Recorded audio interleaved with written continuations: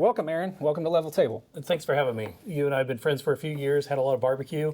Appreciate you inviting me to your new office and kicking this off. I'm thrilled you're here. We're going to have a lot of fun. Let's get to know our guest. There's a lot here, so I'm going to have to read. But a little intro into Aaron. So National Director of Litigation Management for Balfour Beatty, a Dallas-based construction company, adjunct professor of legal technology at SMU, co-founder of the North Texas chapter of ACEDS, I think since 2019 alone, 17 legal speaking engagements. This one's cool, technical diving scuba instructor, also with deep expertise in cave diving. Before Balfour, you were the National Director of Litigation for Copart, $40 billion online auto sales company. You've had stints at Hutchinson Law, A.G. Hill Partners, Bickle and Brewer. And Aaron, you don't have a law degree, but you're working on that on the side. So right. We've got a lot to talk about here.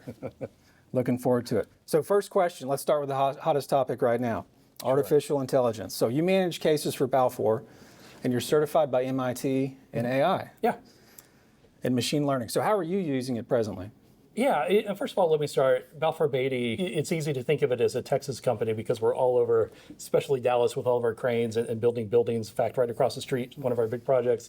But we're actually a large global company and it's based in London. So I'm a national resource across all U.S. litigation claims investigations. And so because of the volume and the size of that, AI and machine learning in particular has been like a major part of our practice. And long before I really got deep into AI in the eDiscovery side of things, it came into play managing litigation and legal operations. And a lot of people don't think about that because most people in our space in legal tech, we think about machine learning as an out-of-the-box tool, right? It's a tool that has these features that you can use. And that's the tip of an iceberg when you're talking about machine learning. So when I got into legal ops and I realized the potential for building algorithms that help us get analytics into our data, help us make decisions, it inspired me to go back to school and do some academic training in AI, specifically machine learning. And we were learning about generative AI and GAI long before ChatGPT came out. So a couple of ways that we use it. In litigation, I've been using it as a first kind of draft of getting our motions and our pleadings out the door before outside counsel revises them, plugs in legal authority, and files them. That's a way to shave off a lot of spend on outside counsel. Doing a first draft, letting the machines put them together. Legal ops, we built some custom proprietary algorithms to help suggest alternative fee arrangements for cases that it sees in our various systems that are repetitive, that could benefit from some type of AFA. So those are some really innovative ways. And then of course on the eDiscovery side, that's where the past few years for me has really been a learning experience of how to go beyond just supervised and unsupervised machine learning and really build a library of bespoke models that are portable case to case. But custom for your organization. Yeah, custom based on our data and our cases. And we leverage managed review companies not to do doc reviews sometimes, but to actually build our models inside of our tools and train the models and refine them so that we have them on the shelf when a new case comes up. We can bring them in, plug them in, and get great results before we have to even think about responding to discovery, which has been a real game changer. That's awesome. Well, I appreciate you sharing that. We're going to get into that in more detail. But first, let's get back to your personal story, okay? How does somebody without a law degree become the Director of Litigation Management at Balfour? Yeah, it's been a weird journey, right? So I started my career at big law firms as a litigation paralegal and a trial paralegal. Bickle and Brewer was my first job, Dallas and New York.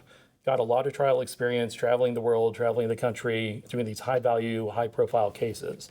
A lot of the folks out there know what the job of a hot seater is, but a hot seater at a law firm is the guy or gal that is at a table in court and runs the technology, right? So you're putting out the deposition transcripts, you're running the exhibits, you're putting on the show, which is litigation. That's your case, is your narrative.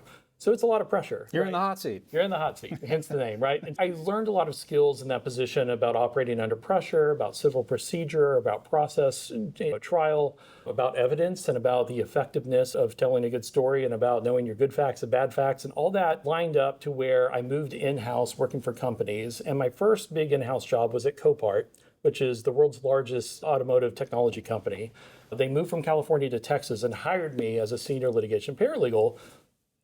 But they hadn't yet hired an associate general counsel for litigation. They hired all the other AGCs for the other practice areas. And after about 5 months of running that, before they hired somebody, they realized I was very proactive and very mature in my way of addressing cases, effectuating settlements, addressing mediations, a case strategy.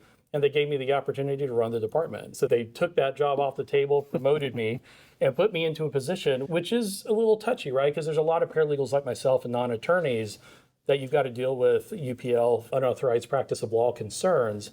And so we got around that by making me a designated company representative and having written authority from the general counsel that would authorize me to act on behalf of the company. So I was going around, I was doing oral arguments at hearings, at small trials, mediations, arbitrations, and building that skill set that was new to me, having never been in the front line of that type of practice. And so that's where it came on. And then I worked there for 6 years and then moved into my current role at Balfour Beatty.